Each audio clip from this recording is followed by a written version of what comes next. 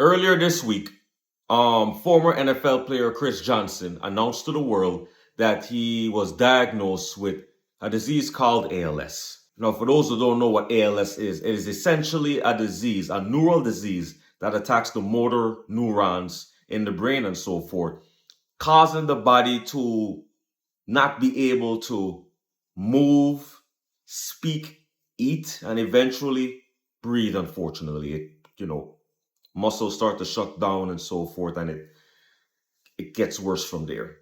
At this point right now, Chris Johnson is, like, during the interview, he's using some sort of AI device that is controlled by his eyes to speak for him.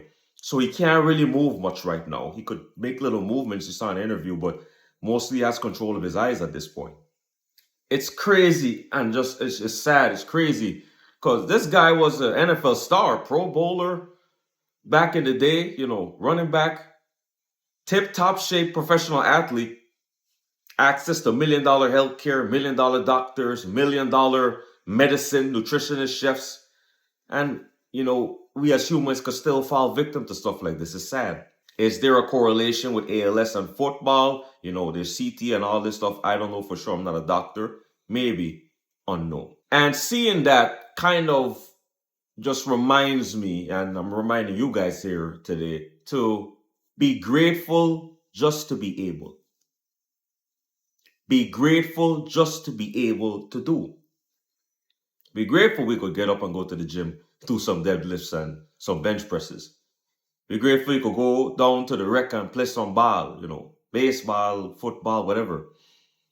Be grateful we could walk, we could talk, because unfortunately some people can't, whether they were born with disabilities from jump or they lost that ability due to an accident or something. So essentially, be grateful to be able.